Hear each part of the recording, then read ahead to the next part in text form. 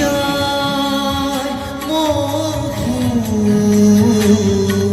তোমার নিবিড় আকাশ ফলে অতি ভাহি যায় মধুর